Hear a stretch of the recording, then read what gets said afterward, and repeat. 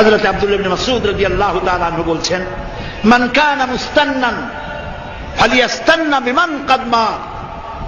যদি কেউ সুন্নতের পূর্ণাঙ্গ অনুসরণ করতে চায় সেজন্য মরা মানুষের অনুসরণ করে। ফাইন্নাল হাইয়া লা তুমানু আলাইহিল ফিতনা। কারণ এই কথার কোনো গ্যারান্টি নাই যে যারা বেঁচে আছে তারা ভবিষ্যতে কোনো ফিতনায় পড়বে না, এটা বোঝার কোনো উপায় নাই। তাহলে সুন্নতের অনুসরণ করতে হলে কাদের অনুসরণ করতে হবে?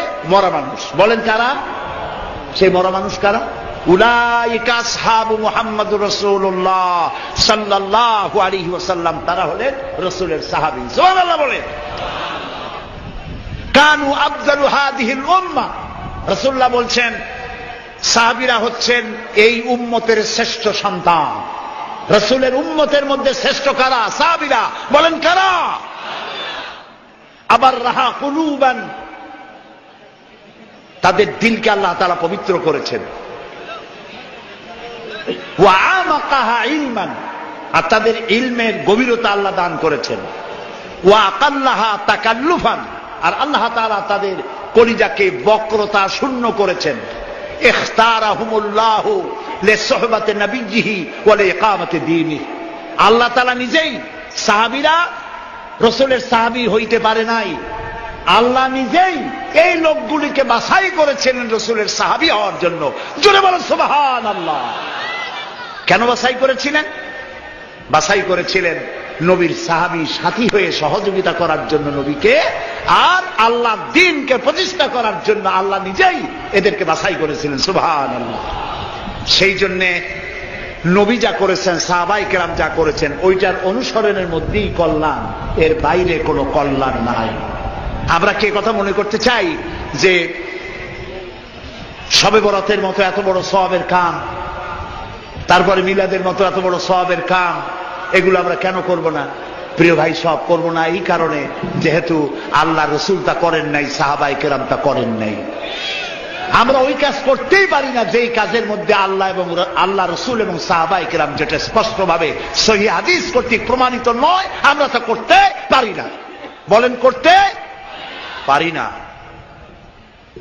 নামাজ, নামাজ, এই নামাজ আমাদের অনেকেরই নামাজ হয় না।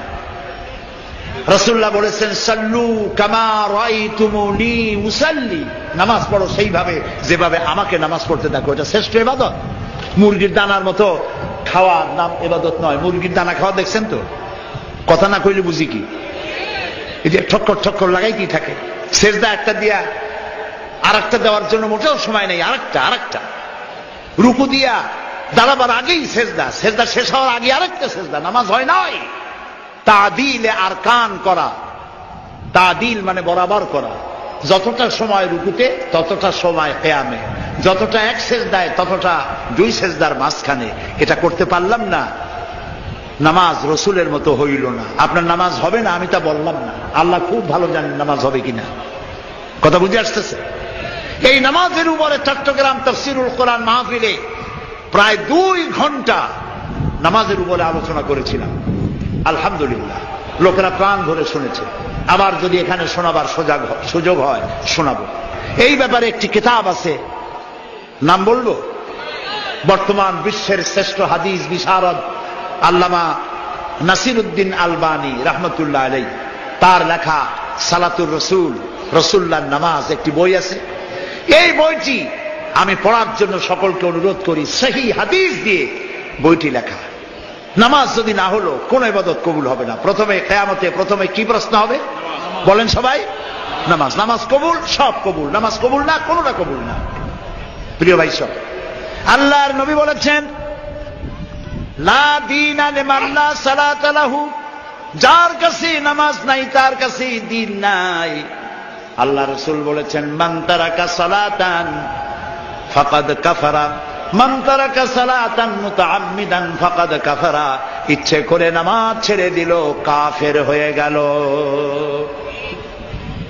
প্রিয় ভাই সব, নবীজি তার ইন্তেকালের মাত্র 5 দিন আগে চরমভাবে অসুস্থ হয়ে পড়লেন, জ্বরে আক্রান্ত হলেন, মাথায়